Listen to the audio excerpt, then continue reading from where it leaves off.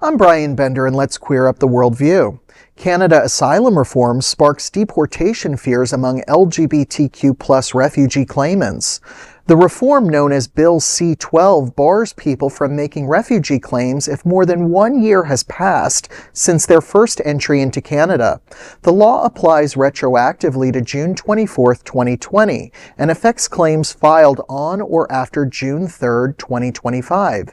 Advocates estimate nearly 30,000 asylum seekers have received procedural fairness letters warning their claims may no longer qualify for review. Immigration officials say the letters are not deportation notices, but rather requests for additional information before decisions are made.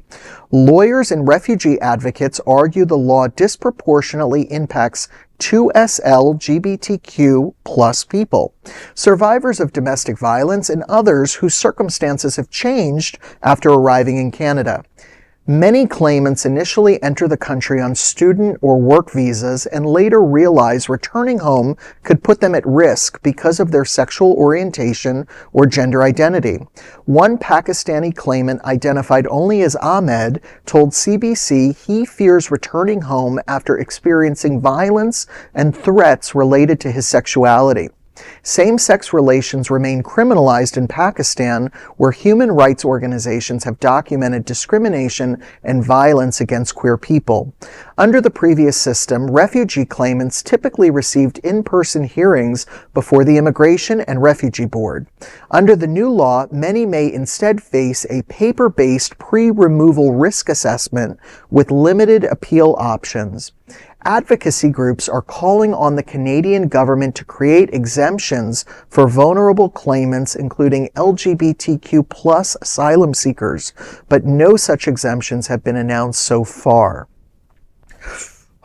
It is such a difficult time we are living in. Absolutely. I think that there is a lot going on. I know that maybe it doesn't seem related, but there's a lot going on in Europe in terms of the right wing, in terms of feeling like their countries are being, and I say this in quotes, quote unquote, being invaded by people from the Indian subcontinent, Pakistan, from I'm going to just say it here because I think this is what they're hinting at, is they feel as though that there's a lot of Muslim people or people that practice Islam entering into the country. Mm-hmm. And I think that this might be a way for them, although very ill-advised, because I think if you're an LGBTQ+ person, you should be protected no matter what.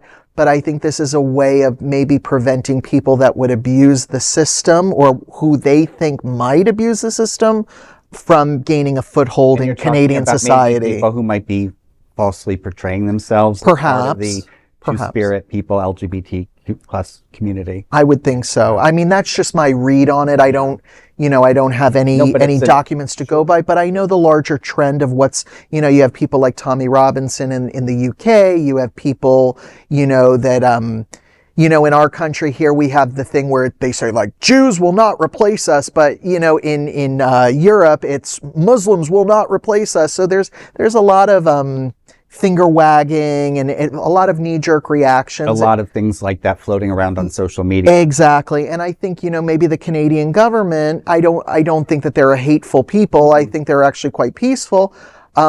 I think maybe they have to show their constituencies that they're being a bit tougher on immigration, and I'm only sorry that I'm so sorry, because they say sorry all the time. Yes. I'm so sorry that it has to come down on LGBTQ+ people, that they have to bear the brunt of that, because I don't think Canada is inherently hateful toward gay people. No, I don't think so. Yeah. So I had the opportunity many years ago to travel there, doing some nurse recruiting for a former organization I worked for, and had, the best time up in Toronto. Yeah, it's great. Yeah. So anyway, only time will tell. That's just my little conspiracy theory of why I think they might be doing it. So we'll see. And I just feel very terrible for the LGBTQ+ people that are going to suffer because, going home to a country where the laws don't protect you, you have no rights within your home, to be who you are. It's terrible. And we'll hopefully see that, that we catch up with maybe they seem a little more progressive, at least in the way they pursue this and notification than what we've seen here with ICE and that whole thing going on. Yeah. Well, there is no other queer nonprofit media platform like this in the entire world. Support our LGBTQ stories by sharing them and subscribing to Queer News Tonight.